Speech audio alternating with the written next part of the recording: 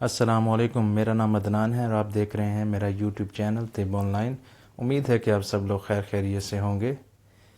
آج کے ویڈیو میں ہم بات کریں گے خواتین کے امراض کے بارے میں، جس میں سر فہرست ہے لکوریا، اور اس کے علاوہ خواتین میں پیدا ہونے والی رحم کی کمزوری، ایام کی بے قاعدگی، کمی یا زیادتی کی۔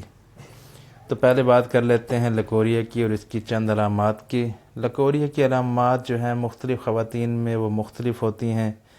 جو مین اس کی جو علامات ہیں ان میں بدبودار رطوبت کا بہنا اندرام نہانی سے، یعنی کہ شرم گاہ سے، کبھی سفید، کبھی پیلا، کبھی ہرے رنگ کا، اعضائے مخصوصہ میں خارش، قبض، سستی و کاہلی، تھوڑی مقدار میں جلن کے ساتھ پیشاب آنا، اور اس کے علاوہ مختلف جو ہیں یہ آپ پڑھ لیں۔ حیض کے دوران تکلیف کا آنا، ریڑھ کی ہڈی یا پنڈلیوں میں درد ہونا، بندش حیض، اور مختلف اس کی جو علامات ہیں۔ تو اب بات کرتے ہیں اس کے علاج کی۔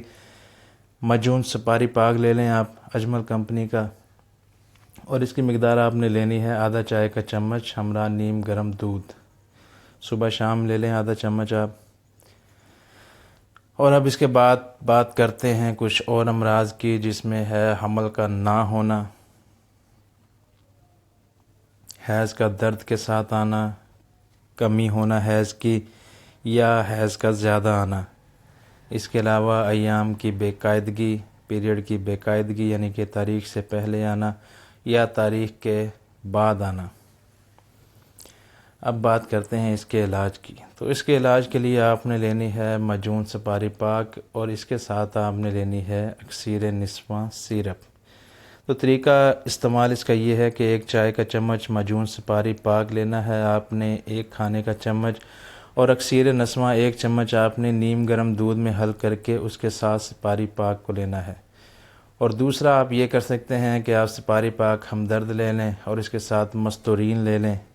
تو طریقہ استعمال یہ ہوگا کہ سپاری پاک ہمدرد ایک کھانے کا چمچ نیم گرم پانی کے ساتھ یا دودھ کے ساتھ، اور مستورین ایک کھانے کا چمچ نیم گرم پانی کے ساتھ آپ حل کر کے رات کو سونے سے پہلے لے سکتے ہیں۔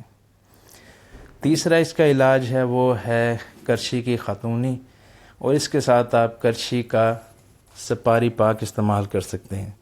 تو طریقہ یہ ہے کہ سپاری پاک کرچھی جو ہے صبح شام ایک کھانے کا چمچ پانی یا دودھ کے ساتھ، اور خاتونی ایک کھانے کا چمچ صبح و شام۔ یہ پانی میں حل کر کے لے لیں یا ایسے کھا کے اوپر سے پانی پی لیں، وہ آپ کی مرضی ہے۔ تو کبھی بھی جب دوا آپ کو دودھ کے ساتھ بتائی جاتی ہے تو اس میں چینی نہ حل کیا کریں، بلکہ سادے دودھ کے ساتھ، پھیکے دودھ کے ساتھ ہی دوائی لیا کریں، کیونکہ میٹھا دودھ جو ہے بلغم تیار کرتا ہے اور ریشہ تیار کرتا ہے، اور حیض کے دوران ان ادویات کے استعمال سے آپ پرہیز کریں۔ تو چینل کو سبسکرائب کریں، دعاؤں میں یاد رکھیے گا۔ خدا حافظ۔